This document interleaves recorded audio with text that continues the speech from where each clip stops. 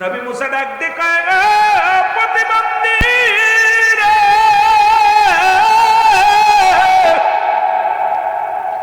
যদিও আমার কষ্ট হচ্ছে বলতে, তবে সত্য প্রকাশ করব তোমার কাছে।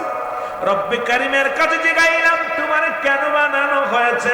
রব্বি কারিম ডাক দিয়ে বলে, নবী মুসা,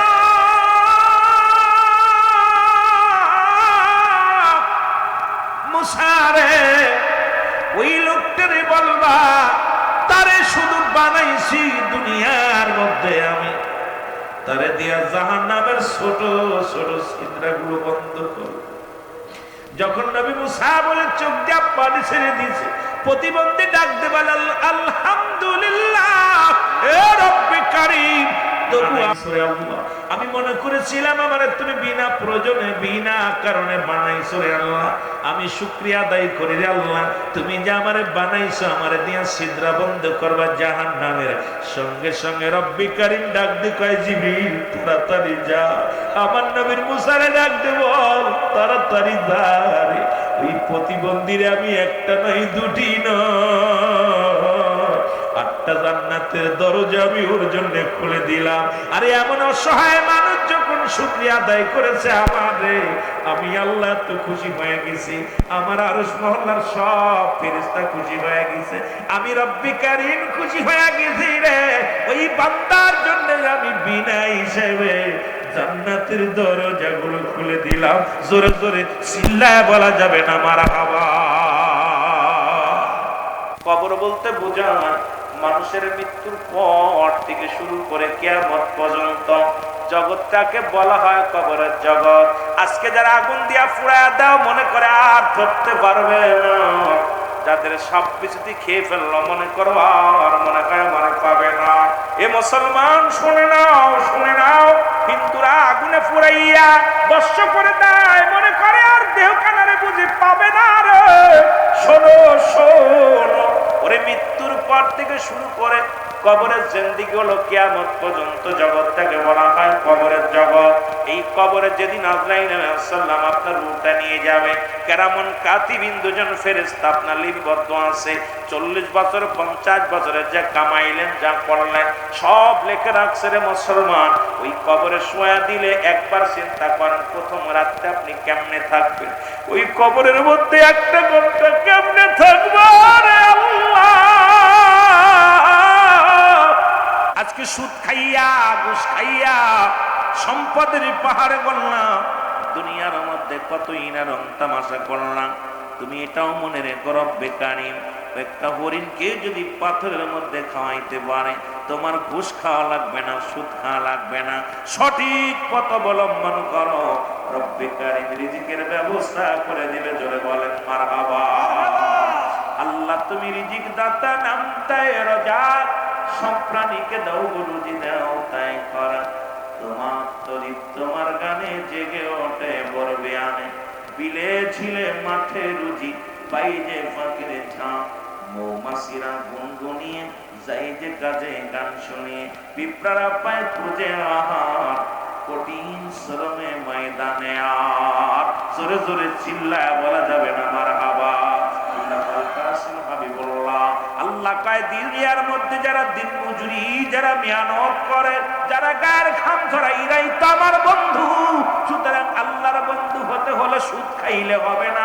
আল্লাহর বন্ধু যদি হতে চাও ঘুষ খাইলে চলবে না।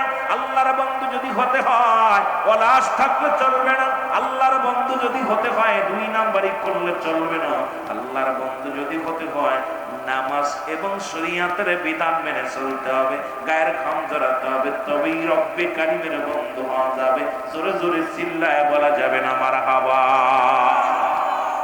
এই মুসা আলাইহিস সালাম যাইতেছি বললাম যে কথা বলতেছিলাম গো, ওদিন দেখা হলো 3 জন মানুষের সঙ্গে দেখা হলো। মুসা আলাইহিস সালামের কয়জন বিশাল ধনীর সঙ্গে দেখা, আর একজন মুসলমান প্রতিবন্ধীর সঙ্গে দেখা, যার হাত নাই পা নাই জগতের। আর একজন ব্যক্তি হলো দুনিয়ার অভাবী মানুষ। 3 জন মানুষের সঙ্গে মুসা নবীর দেখা। ধনীর সঙ্গে দেখা হয়, সালাম দেন আল্লাহর নবী, আসসালামু আলাইকুম হে নবী মুসা, কই যাও গো?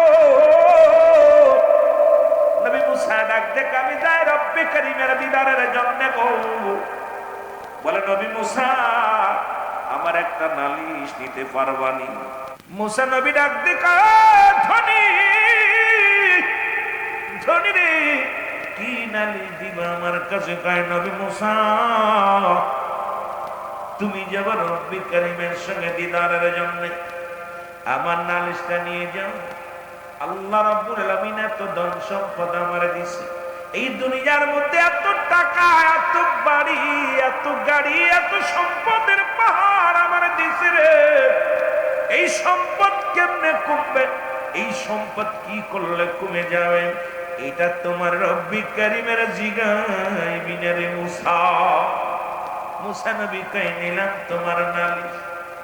সামনে আছে গরিব দুঃখী মা, ডাক দে কয় নবী মুসা রে কই যাও? কয় মা গো যাইতেছি রব্বি কারীমের দিদারের জন্য যায়। ডাক দে কয় নবী মুসা রে আমার একটা নালিশ তোমার রব্বি কারীমের কাছে নিবানি। কয় কি নালিশ? আল্লাহ আমারে এত গরিব বানাইল, ধন সম্পদ নাই, ভালো একটা বাড়ি নাই, কেন বানাইল? তোমার রব্বি কারীমের জিগাইবা কি আমল করলে আমি ধনী হতে পারবো, এই আমলটা তুমি জিগাইবানি। এর নবী মুসা কয় নিলাম তোমার নালিশটাও নিলাম। জোরে জোরে চিল্লায় বলা যাবে না মারহাবা। এরপরে একজন প্রতিবন্ধী, হাত নাই পা নাই, মুসলমান শুনে নাও, জিগাই নবী মুসা রে কই যাও? নবী মুসা ডাকতে বলে পথিক যাইতেছি রব্বি কারীমের সঙ্গে দিদারের জন্য, আমার আল্লাহর সঙ্গে দিদারের জন্য যাই। ডাকতে কয় নবী মুসা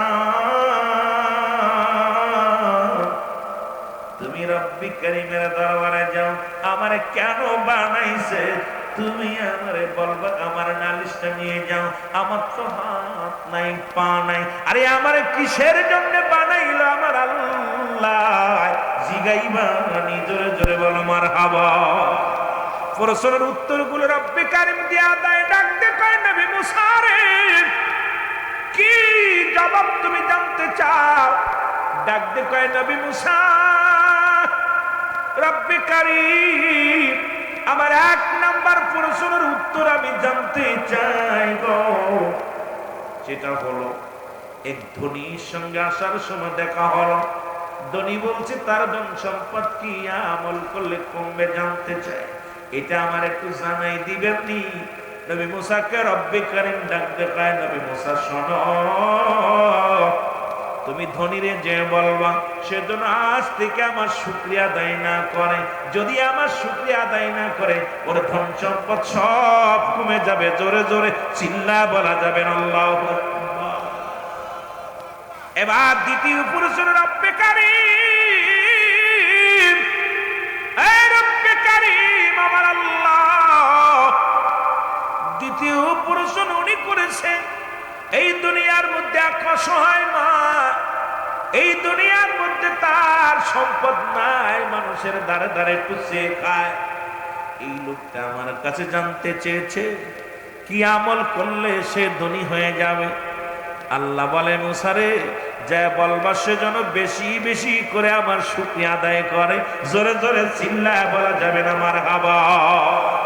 তৃতীয় প্রশ্ন রব্বি কারীম, তৃতীয় হলো এক ব্যক্তির হাত নাই পা নাই, এই লোকটা আমার প্রশ্ন করছে, উত্তর জানতে চেয়েছে এই লোকটার আপনি কেন বানাইছেন? দুনিয়ার মধ্যে কোনো উপকারে আসবেনি, হাসরের ময়দানে কোনো কাজে লাগবেনি। আমার আল্লাহ কয় নবী মুসা রে যার হাত নাই যার পা নাই তারে আমি দুনিয়ার মধ্যে বানাইছি, জাহান্নামের মধ্যে ছোট্ট ছোট্ট কিছু ছিদ্রা থাকবে, এই ছিদ্রাগুলো বন্ধ করার জন্য, এই ছিদ্রাগুলো বোঝানোর জন্য আমি ওই হাত পা বিহীন প্রতিবন্ধী মানুষ তারে বানাইছি। মুসা নবী রওনা হয়ে গেছে, দেখা হলো প্রথম ধনীর সঙ্গে দেখা হয়। ধনী ডাকতে বলে আসসালামু আলাইকুম মুসা নবী গো, ও নবী মুসা আমি আপনার কাছে জানতে চাই তোমার রব্বে কারীমের জিগাইছনি রে আমার এই ধন সম্পদ কি কাজ করলে কমবে? নবী মুসা কয় ডাক দে ধনী রে, আজ থেকে তুমি আমার আল্লাহর শুকরিয়া আদায় করবা না। ধনী ডাক দে কয় নবী মুসা রে, ধন সম্পদ হইতে হইতে যদি পাহাড় সমতুল্য হয়ে যায়, তবু আমি রব্বে কারিমের শুকরিয়া আদায় করতে পারবো না, কারণ রব্বে কারিমের শুকরিয়া আদায় ছাড়া আমি শান্তি পাই না। ও ধনী, ধনী আদায় করে আলহামদুলিল্লাহ, জোরে জোরে চিল্লায় বলা যাবে না মারহাবা।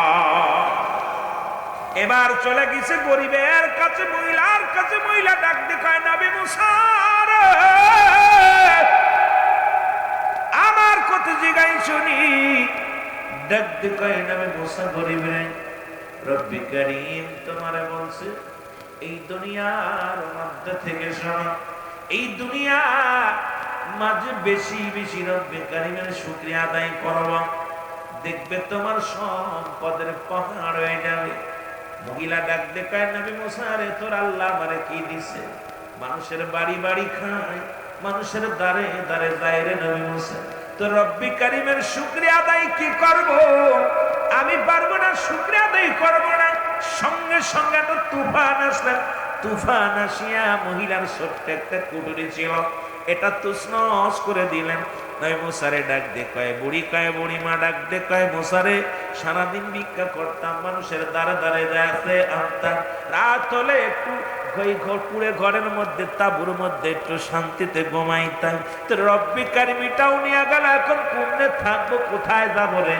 এর সঙ্গে সঙ্গে আদায় করা আলহামদুলিল্লাহ, সঙ্গে সঙ্গে রব্বি কারিম ওই মহিলার পরিবর্তন করে দেন, সম্পদের মালিক বানায়া দিছে। যে অবস্থায় থাকেন, সুখে থাকলে বলবেন আলহামদুলিল্লাহ, কষ্টে থাকলে বলেন আলহামদুলিল্লাহ, কারণ রব্বি কারিমের প্রশংসা যখন করেন, রব্বি কারিম খুশি হয়ে যায়। বান্দার উপরে রহমত দান করা, জোরে জোরে চিল্লায় বলা যাবে না আলহামদুলিল্লাহ। নবী মুসা ডাক দিয়ে কয় প্রতিবন্ধী রে,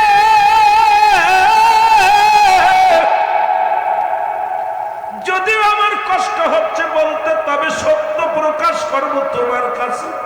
রব্বি কারিমের কাছে জিগাইলাম তোমার কেন বানানো হয়েছে? রব্বি কারিম ডাক দিয়ে বলে নবী মুসা,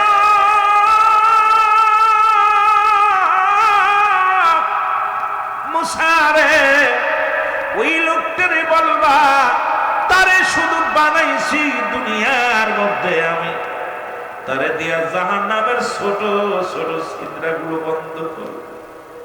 যখন নবী মুসা বলে চোখ দিয়া পানি ছেড়ে দিয়েছে, প্রতিবন্ধী ডাক দে বলে আলহামদুলিল্লাহ, এ রব্বি কারীম, আমি মনে করেছিলাম আমার তুমি বিনা প্রয়োজনে বিনা কারণে বানাইছো রে আল্লাহ, আমি শুকরিয়া আদায় করি রে আল্লাহ, তুমি যে আমারে বানাইছো, আমারে দিয়া ছিদ্র বন্ধ করবা জাহান্নামের। সঙ্গে সঙ্গে রব্বি কারীম ডাক দি কয় জিবরিল তাড়াতাড়ি যা, আমার নবীর মুসারে ডাক দে বল তাড়াতাড়ি যা রে, ওই প্রতিবন্ধীরে আমি একটা নয় দুটি নয়, 8টা জান্নাতের দরজা আমি ওর জন্য খুলে দিলাম। আরে এমন অসহায় মানুষ যখন শুকরিয়া আদায় করেছে আমারে, আমি আল্লাহ তো খুশি হয়ে গেছি, আমার আরশ মহল্লার সব ফেরেশতা খুশি হয়ে গেছে, আমি রব্বি কারীম খুশি হয়ে গেছি রে। ওই বান্দার জন্য আমি বিনা হিসেবে জান্নাতের দরজাগুলো খুলে দিলাম। জোরে জোরে চিল্লায় বলা যাবে না মারহাবা। এবার নবী মুসা আবার মুসলমান শোনো গো, দিদার হয়ে গেল, নবী মুসা রওনা হয়ে গেছে রে। প্রতিমধ্যে যা দেখে নবী মুসা কিছু মানুষ একটা কবর করে, কয়েকজন মানুষ, কথা বুঝেন, কবর করতেছে। মুসা চিন্তা করে যে রাস্তা দিয়ে যাইতেন, ওই রাস্তায় মুসা আলাইহিস সালাম যায় বলছে, ভাই তোমরা কার কবর খোঁজো? কবরটা কার খুঁড়তেছো? একদম খন্তা এই নিয়া দা আপনার ওই সাপল নিয়া, আপনার জান্নাত থেকে সাপল আনছে, জান্নাত থেকে কোদাল আনছে, সবকিছু ফেরেশতারা নিয়ে কবর করতেছে। মুসা আলাইহিস সালাম দেখছে মানুষের সুরত দইরা মানুষগুলো কবর করতেছে। সালাম দিছে, আসসালামু আলাইকুম ভাই, আমি তো এই পাশে গেলাম, দেখি নাই কোনো জনবসতি, এখানে কবর করতেছেন কার? মুসা আলাইহিস সালাম শোনা পর, মুসা আলাইহিস সালাম বলা পর কোনটা বললেন, ভাই এই এলাকার মধ্যে একজন মানুষ এখানে ঘুমাবে, মরে গেছে, তার এখানে দাফন হবে। মুসা আলাইহিস সালাম বললেন, সেই লোকটা কে? বলে, দেখতে শুনতে আপনার মতো পীরাই, পীরাই আপনার মতো। কথা বুঝেননি? আপনার মতো দেখতে শুনতে। মুসা আলাইহিস সালামকে বললেন ফেরেশতারা, হে মুসা, আপনি কি আমাদের সাথে শরীক হবেন কবর খোঁজা? সব মুসা আলাইহিস সালাম নিজের কবর নিজে খুঁজছে। আমার মুসা আলাইহিস সালাম নিজের কবরটা নিজে খনন করলেন। খনন করার পর সুন্দর চাকচিকে সুন্দর একটা কবর করলেন, একদম দেখতে অনেক সুন্দর চমৎকার একটা কবর করলেন। কবরটা দেখে মুসা আলাইহিস সালামের আফসোস জাগলো। মুসা আলাইহিস সালাম ডাক দিয়ে কয়, ভাই, এত সুন্দর কবরটা খুললাম। এবার ফেরেশতারা কয়, হুজুর মনে কিছু করেন না, আপনি শুয়ে দেখেন যে কেমন লাগে, একটু গড়তে দেখেন। খুব মজা হয়েছে, মাপটা তো আপনার মাপ, কারণ যে লোকটা এখানে ঘুমাইবে দেখতে শুনতে আপনার মতো, চেহারা ছবি আপনার মতো, আপনার মতো লম্বা চওড়া, একটু শুয়ে দেখেন যে কেমন হয়। মুসা আলাইহিস সালাম একদম চোখ বন্ধ করে শুয়ে গেছে। জোরে বলেন না মারহাবা, আর একটু জোরে বলেন মারহাবা। মুসা আলাইহিস সালাম শুয়ে গেছে। শোয়ার পরই আল্লাহ বলে, আজরাইল দেরি করিস না, আমার নবী জান্নাতে আপেল ফল খাওয়াবে। মুসা আলাইহিস সালাম, যাও একটা আপেল নিয়ে যাও। মুসা আলাইহিস সালামের হাতে আপেল দিয়ে আপেলটা কামড় দিছে, কবরের ভিতরে শুয়া আফসোস করে, আল্লাহ এই ঘরটা এত চমৎকার, কিন্তু নির্জনে থাকবো কেমনে? এই ঘরে মানুষ কেমনে থাকবে? যেখানে আলো থাকবে না, বাতি থাকবে না, যেখানে কোনো সাথী থাকবে না, সেই অন্ধকার জগৎটা আমি কেমনে থাকবো? আল্লাহ, আমি মুসার তো মরণ হবে, আমি অন্ধকার কবরটাই কেমনে থাকবো? যখন জল্পনা কল্পনার মধ্যে গেছে, আজরাইল সাল্লাম সঙ্গে সঙ্গে মুসা আলাইহিস সালামের কাছে এসে চোখে প্রবেশ করেছে। প্রবেশ করে মুসা আলাইহিস সালামের রূহটা বাইর করে নিয়ে গেছে। মুসা আলাইহিস সালামের ইন্তেকাল হলো, ওনাখান থেকে কবর থেকে উত্তোলন করলো ফেরেশতারা। ফেরেশতারা কবর থেকে উত্তোলন করে তাকে গোসল করালেন জান্নাতি পানি দিয়ে। এরপরে ফেরেশতারা তার জানাজা পড়াইলেন। জানাজা পড়াইয়া এই দুনিয়া থেকে দাফন কাফন ফেরেশতার মাধ্যমে হয়েছে।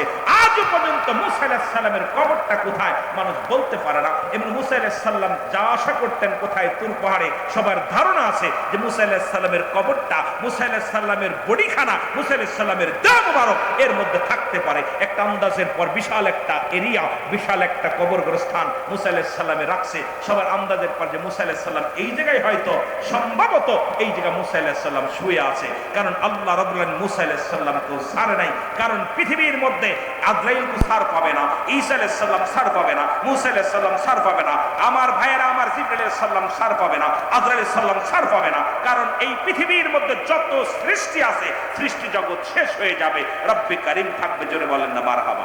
এ দুনিয়ার মুসলমান,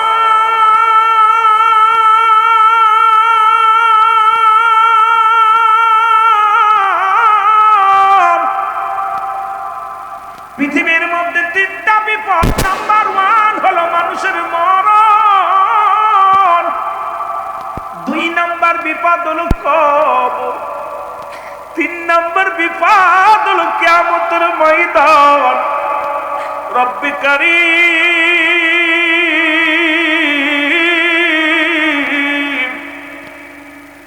ওই মরণের কথা বলতে গেলে বড্ড ভয় লাগে রে বাবারা আমার। মানুষের মৃত্যু হয় 2টা টাইমে, একটা রাতের বেলা, একটা দিনের বেলা। আরে দিন শুরু করেছিলাম, মৃত্যুবরণ করি না, রাত শুরু করে দিছি, মৃত্যু হয়ে যেতে পারে। কখন যেন মালাকুল মউত এসে যায়, কখন যেন ধরা পড়ে যায়, কেউ বলতে পারি না। এই দুনিয়ার রং তামাশা এখনো বুঝলাম না, শুধু রং তামাশায় মেতে রইলাম রে মুসলমান। শুনে নাও, এই পৃথিবীর মধ্যে মরণের পেয়ালা পান করতে হবে রে। আল্লামা মুফতি আমজাদ আলী সাহেব একটা কিতাব লেখলেন, কিতাবের নাম বাহার শরিয়ত। এই কিতাবের মধ্যে লিখতে যা বললেন, দুনিয়ার মানুষ শুনে নাও, মানুষ যখন মৃত্যুবরণ করে 70টা তাজা উটের গায়ের চামড়া জবাই না করিয়া উল্টো দিকে টান দিয়া লবণ আর মরিচ লাগায় দিলে যতটুকু যন্ত্রণা হয়, এর চাইতে 70 গুণ যন্ত্রণা হলো একটা সাধারণ মৃত্যু। এখন আমরা যারা মরণকালে পায়খানা করে দিই রে,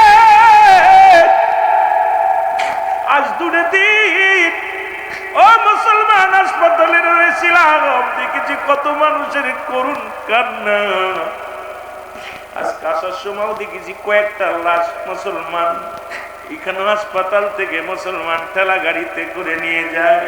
আরে কখন কত আশা ছিল বাঁচবে, হাসপাতালে ভর্তি করা হলো, কত স্বপ্ন। আরে ও মুসলমান, রব্বে কারীম আজরাইলকে পাঠিয়ে দিছে রে, লক্ষ টাকা খরচ করুক বাঁচা সম্ভব নয়। আরে বাঁচি দুনিয়ার মধ্যে। আমার বাজানেরা শুনে নাও, এবার সাধারণ মৃত্যু যদি এত কঠিন হয়, মরণের সময় অনেকের চোখটা বড় হয়ে যায়, অনেকের মুসলমান জিহ্বা বাইর হয়ে যায়, অনেকে পায়খানা প্রস্রাব পর্যন্ত করে দেয়, অনেকে মরণের সময় একটঙ্গ বেকা হয়ে যায়। কত মানুষ মাসকে মাস বিছনায় পড়ে আছে, এই দুনিয়ার মধ্যে ঘা হয়ে গেছে, জমিনের মধ্যে পোকামাকড় পর্যন্ত পড়ে যায়। এ দুনিয়ার মুসলমান,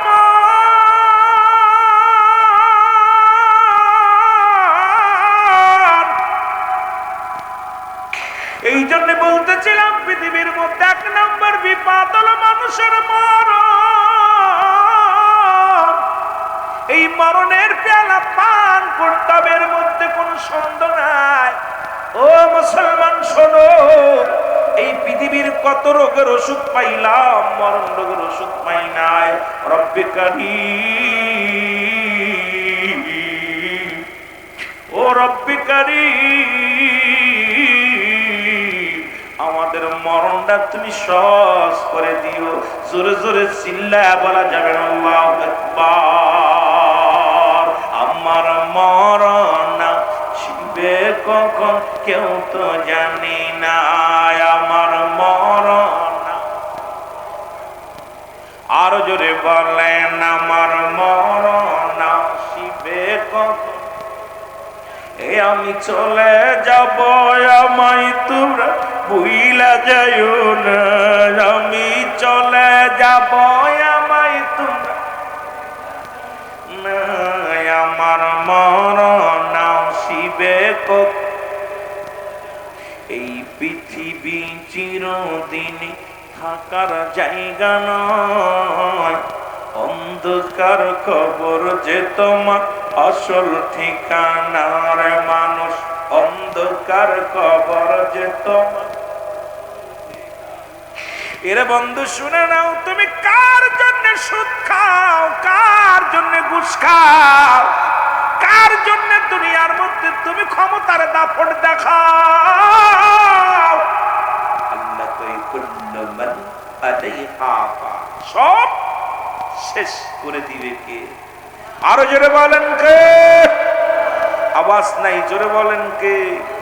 আল্লাহ কয় বান্দারে, এই পৃথিবীর মধ্যে আমি কিচ্ছু বলতে কিচ্ছু রাখবো না।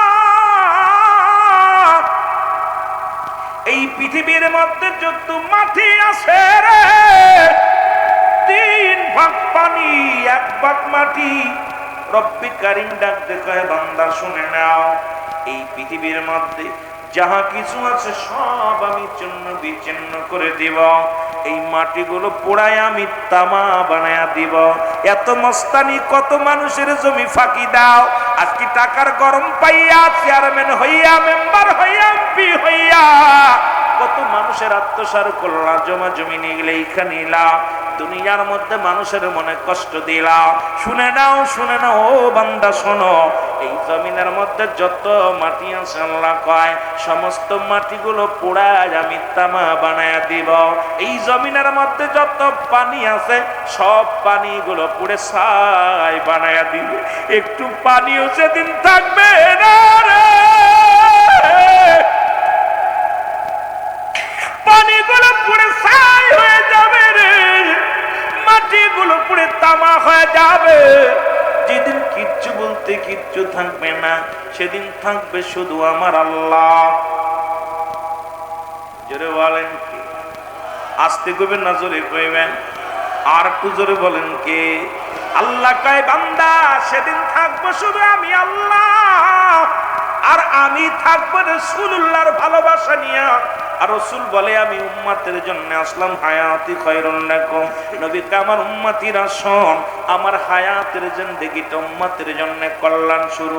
কারণ এই পৃথিবীর মধ্যে আমার উম্মতিদের মহব্বতে পড়িয়া আমি রব্বে কারীম, দুনিয়ার মধ্যে আমার রব্বে কারীম পাঠাইছে আমার আল্লাহ। শুনে নাও, শুনে নাও, আমার আমার নবীর কথা শুনে নবীর কায় হায়াতি খায়রুল লাকুম, আমার হায়াতের জিন্দেগিটা আমার উম্মতের জন্য কল্যাণ স্বরূপ গো।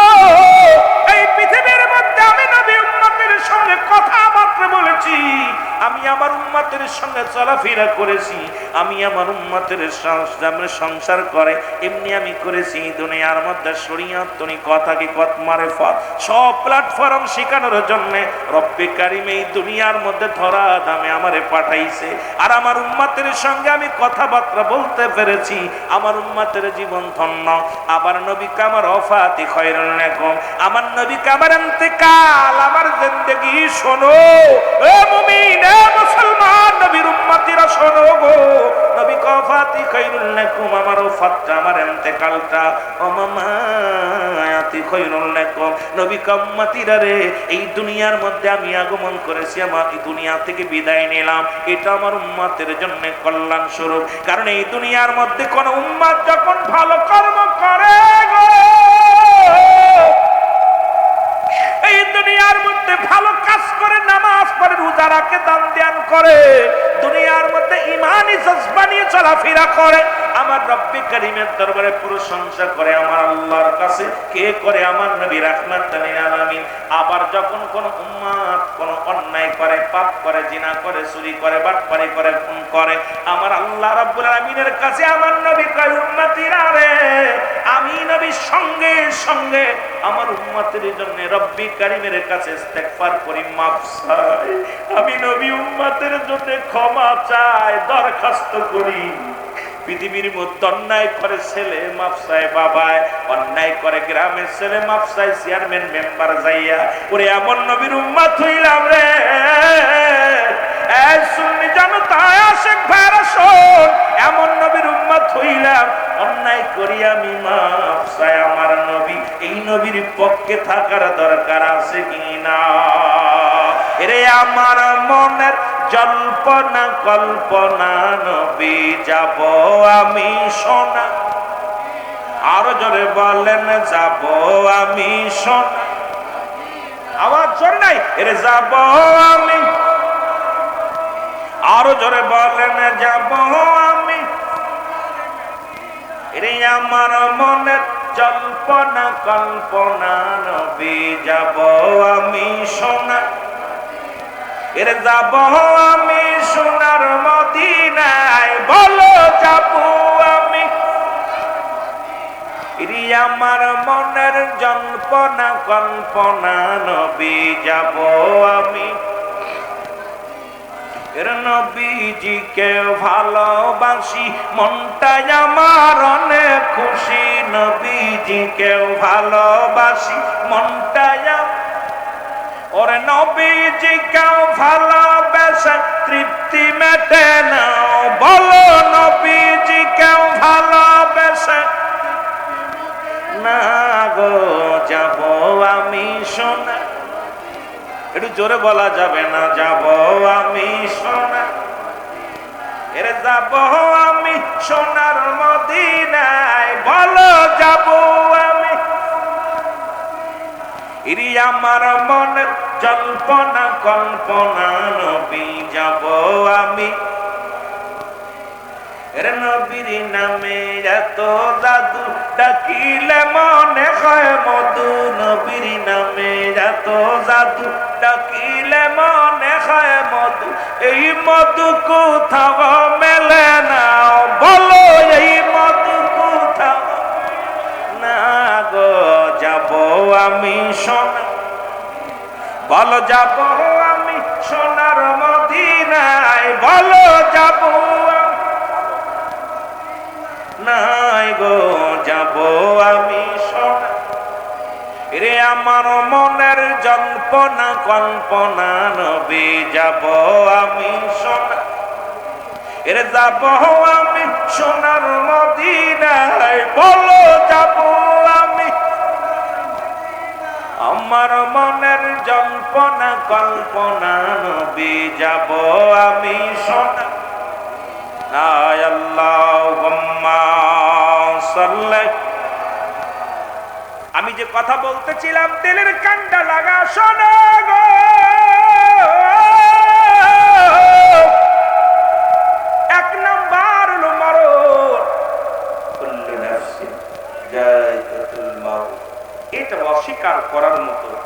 কারোর সাধ্য নাই। রাসূল কয় লা ইয়ামুত, তাদের মৃত্যু নাই। কাদের মৃত্যু নাই? ঈমানদার মুমিনের আল্লাহু আকবার। জোরে বলেন মারহাবা। আর একটু জোরে। এ দুনিয়ার মুসলমান শোনো, এর এক নাম্বার হলো মরণ। মরণের কথা বলতে চাই, আর মরণের কথা বলতে যাইয়া যে কথাগুলো বলি আমার বাবারা শুনে নাও। এর একজন নবী, এই পৃথিবীর মধ্যে 3 জন নবী এখনো জিন্দা আছে, যাদের কথা বলতে গেলে একজন হলো হযরত খিজির আলাইহিস সালাম, যিনি পানির দায়িত্বে আছেন। একজন হলো মুসলমান। এ মুসলমান শুনে নাও, যিনি জান্নাতের মধ্যে তবে একবার মরণ হয়েছে, আবার তারা জিন্দা করেছে। এই জিন্দা অবস্থায় একজন মানুষ, একজন নবী আছে, একজন পয়গম্বর আছে, যার নাম হলো হযরত ইদ্রিস আলাইহিস সালাম। ওই পাহাড়ের দায়িত্বে আছে একজন নবী, যার নাম হলো হযরত ইলিয়াস আলাইহিস সালাম।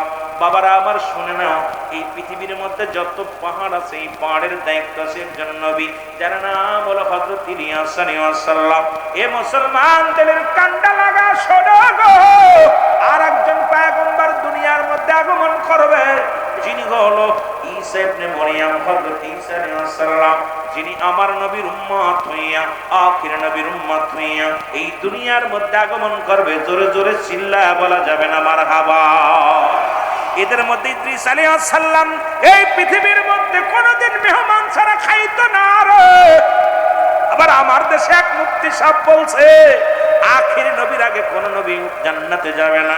এর বুকার দলেরা শোন, আদম নবী থেকে শুরু করে মুসলমান শুনে নাও, যত নবী পয়গম্বর ওলি গাউস কুতুব যারা দুনিয়া থেকে বিদায় হয়ে গেছে, সবাইকে জান্নাতের নিয়ামত ভোগ করাবে গো। ওই হাসরের ময়দানে সর্বপ্রথম আমার নবীর জান্নাতে দিবে। কারণ আমরাও বলি আমার নবীর মর্যাদা কোনো সময় কম নয়। নবীদের নবী, জোরে জোরে বলেন ঠিক কিনা। এখানে আমার দেশে এক মুফতি সাহেব দেখলাম এই ওয়াজটা নিয়ে ভাইরাল হওয়ার নিশায় দেখি বলছে, আরে মুসলমান আর অন্য নবীর কোন নবী আগে জান্নাতে যাবে না। যারা আগে ঘুমাইছে তারা কি তোর বাড়ি যে ঘুমায় আছে? বলে ওরে জিগাই, তবে যারা আদম নবী থেকে শুরু করে যত পয়গম্বর দুনিয়া থেকে বিদায় নিছে রে, কোথায় আছে? সবাই জান্নাতের দরজা। কারণ আল্লাহ তো প্রস্তুতি করে রাখছে। আল্লাহ বলে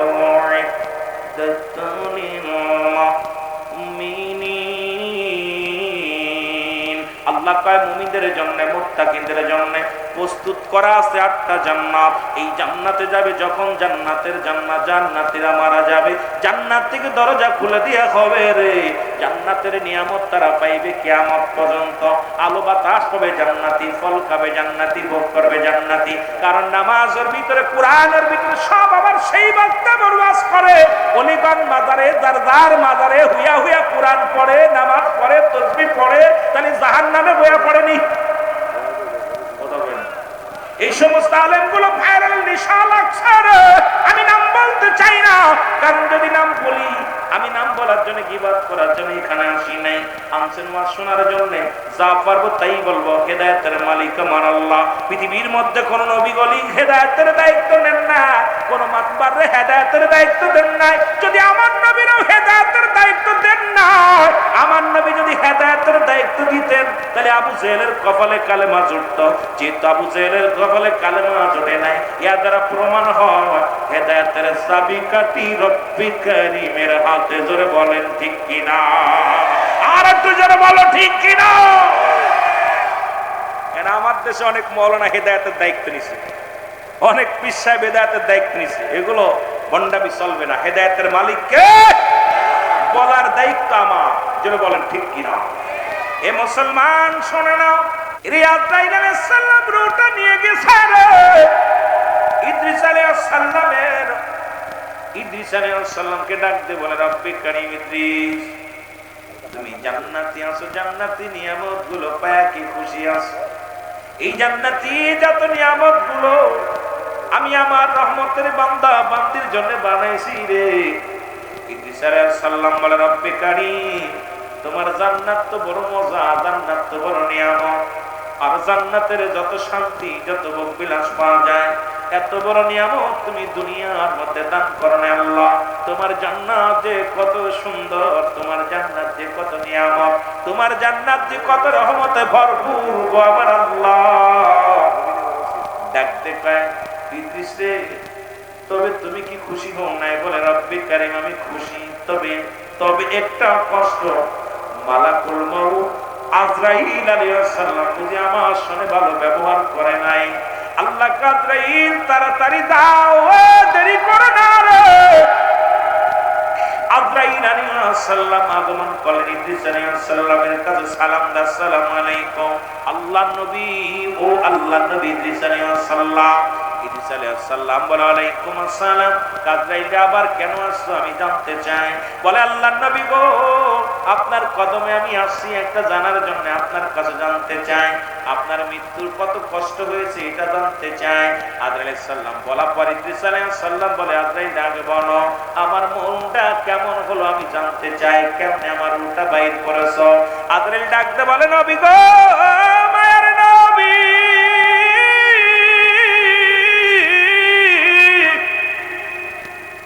এই পৃথিবীর মধ্যে আমি এত বড় দানব, আসমানে আমার মাথা, জমিনে আমার মধ্যে পাপ, এই আসমান জমিনের মধ্যে রে আমি আজরাইলের গায়ের মধ্যে তামাম পৃথিবীর পানি যদি আমার মাথায় ঢেলে দেওয়া হয়, এক ফোঁটা পানি জমিনের মধ্যে পড়বে না রে ও আল্লাহর নবী। তবে সবার জান কবজ করার জন্য আমি জমিনের মধ্যে আসি না, একমাত্র ইমানদারের রূহটা, ইমানদারের মুমিনের রূহটা বাইর করার জন্য আমি দুনিয়ার মধ্যে আগমন করি। আর যত জাহান্নামীদের রূহটা বাইর করার জন্য আমি জমিনে আসি না। আসমান থেকে এমন একটা হুক্কার দিই রে, এক হুক্কারে কলিজা ফেটে যায়, নাক মুখ দিয়ে রক্ত বাইর হয়ে যায়। আমি একটা পলক যখন দেখা দিই রে, আমার এই বিকট আকৃতির চেহারা দেখে রে কান্নাক দিয়া রক্ত বাইর হয়ে যায়, জিহ্বা বাইর হয়ে যায়, পায়খানা প্রস্রাব করে দেয়, কঠিন কষ্ট পাইয়া যাই। আরে নবী ইদ্রিস রে, আপনার রূহটা বাইর করেছি, শুধু মা যেমন মায়ের বুকে দুধ খাইতে খাইতে সন্তান যেমনি ঘুমায়া যায়, আপনার রূহটা আমি এমনি বাইর করেছি, কোনো কষ্ট দিই নাই, কোনো যন্ত্রণা দিই নাই। আল্লাহ নবী ইদ্রিস আলাইহিস সালাম ডাকতে বলে আজরাইল রে, আজরাইল মুমিনের মৃত্যু কেমনে হয় বলো। বলো হুজুর, মুমিনের মৃত্যুটা হলো আটা গুলাইয়া খামির বানাইয়া রে, এর ভিতরে যদি একটা চুল পড়ে, চুলটা যেমন টানতে বাইরে করলে অনাসি বাইর হয়ে যায়, একদম মুসলমান কোন টের পায় না, তাই যেমন টের পায় না, এর মুমিনের রূহ এমনি বের হয়, এইরকম আপনার রূহটা বাইর করেছি। আমার নবী ইদ্রিস আলাইহিস সালাম ডাকতে বলে আজরাইল এই মৃত্যু যদি হয় এত কঠিন, ও আজরাইল আমার সমস্ত গায়ে যন্ত্রণা, আমার মন বলে যে আমার দেহ থেকে গায়ের চামড়া কে যেন ছিঁড়ে নিয়ে গেছে, এই যন্ত্রণা এখনো দূর হয় নাই, আমার বুকের যন্ত্রণা যায় নাই, আমার গায়ের যন্ত্রণা যায় নাই। মানুষ শোনো,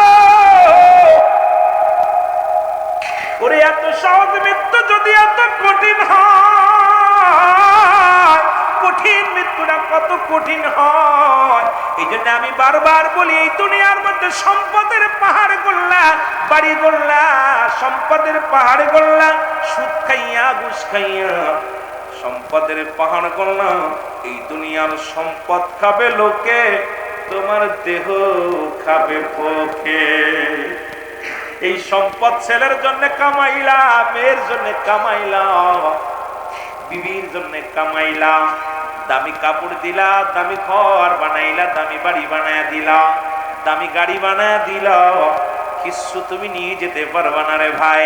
এই দুনিয়ার সম্পদ তুমি গড়ে থইলা, যদি ছেলে মেয়ে থাকে তারা ভোগ করবে, না থাকলে প্রতিবেশী ভোগ করবে, না হলে সরকার ভোগ করবে, কিন্তু তোমার দেহখানা মাটিতে যখন শোয়া দিবে রে, তোমার দেহখানা খাবে পোকে, তোমার দেহ খাবে পোকে, তোমার সম্পদ খাবে লোকে।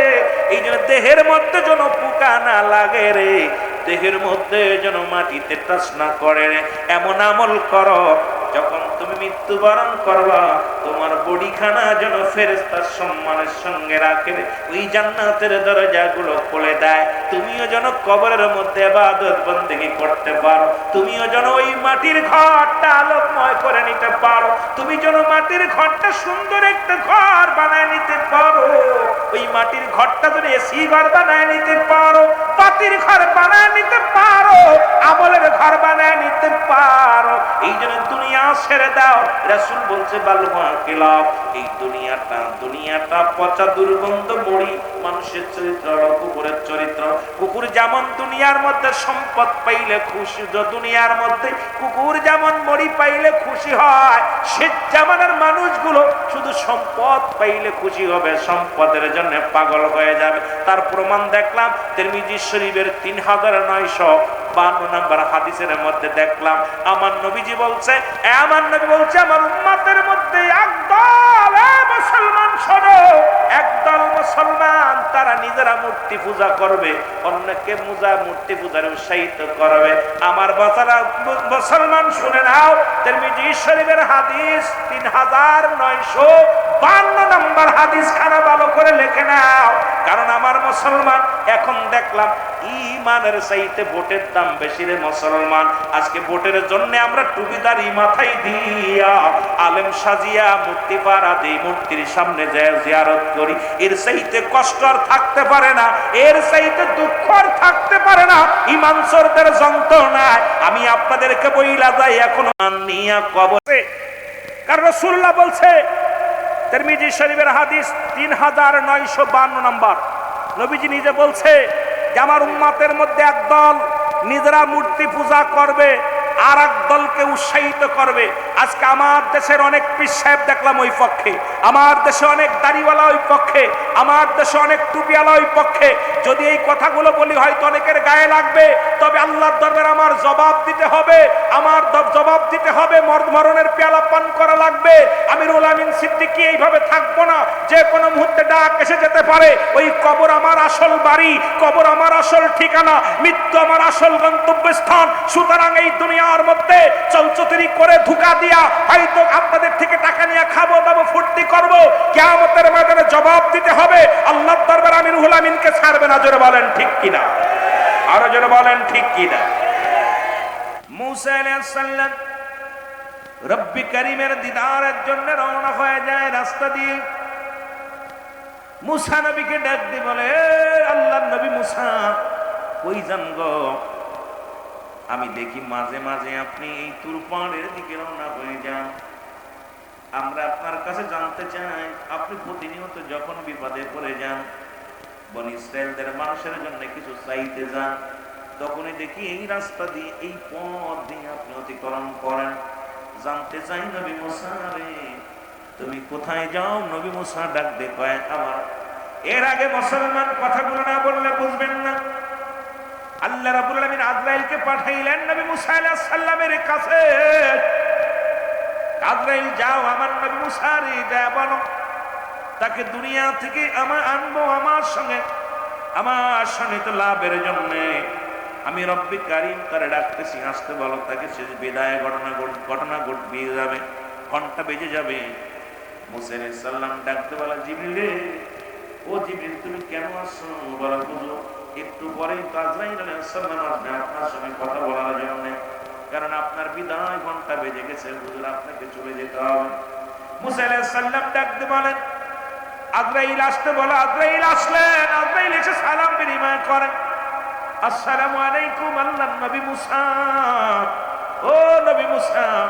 নবী মুসা ওয়ালাইকুম আসসালাম। কে? কবে? আমি আজরাইল। কেন আসছো? আপনার বুটা বাহির করার জন্য আসছি। যদি আপনি বলেন আরো দীর্ঘদিন একটু হায়াতে থাকতে বলেন, কারণ কতদিন থাকতে চান বলেন? রব্বি কারীম আমাকে বলছে আমার নবী মুসা যদি আসতে না চায় তাকে কিছুদিন সময় দেয়া হবে। কত বছর বাঁচতে চায়, কতদিন দুনিয়ার মধ্যে থাকতে চায় একটু শুনে আনবা। নবী মুসা বলে, কি বললে? আমারে থাকার কথা বলছে রব্বি কারীম। বলে হ্যাঁ। বলে কতদিন? বলে আল্লাহ বলছে আপনি যতদিন 50 বছর, আরো 100 বছর, 20 বছর, 30 বছর, যতদিন মন চায় থাকতে পারেন। রব্বে কারীম আমাকে বলছে আপনি শুধু হুকুম দিবেন। মুসা আজরাইলকে তারপরে কি হবে? তাই তারপরেও আপনার মরণ হবে। কি হবে? যেটা বলেন কি হবে? মরণ হবে। মুসা আলাইহিস সালামকে আজরাইল তা বলে রব্বে কারীমরে যে বলো আমি আর দুনিয়ায় বাঁচতে চাই না, কারণ যেহেতু মরেই যেতে হবে, এখন এই অবস্থায় মারা যায়। কে এত কষ্ট করে খাওয়া দাওয়া করে? কে এত কষ্ট করে ইবাদত বন্দেগী করে? বুড়া হয়ে গেছি, হাঁটতে পারি না, চলতে পারি না। সুতরাং রব্বে কারীমরে বলো আমি আর থাকতে চাই না, তবে যাবার আগে, মরণের আগে একবার রব্বে কারীমের সঙ্গে শেষ দেখাটা আমার হয়ে যায়। কারণ আল্লাহর কাছে একটা মাত্র দাবি আমার, আমি আল্লাহর নবী, আমি মুসা পয়গম্বর। একটা দাবি, রব্বে কারীম যেন আমার মরণের আগে একবার যেন তার দিদারটা দেয়। ধরে বলেন না মারহাবা। আমার মরণের আর কদিন আছে বাকি, মরণের আরো জোরে বলেন মরণের কয়দিন আছে বাকি, মরণে এ দুনিয়ার মুসলমান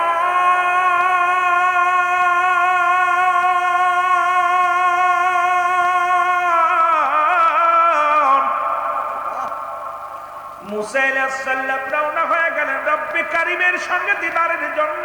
গো দিদার হয়, আলাপ আলোচনা হয়, শেষ বিদায়, শেষ ঘন্টা।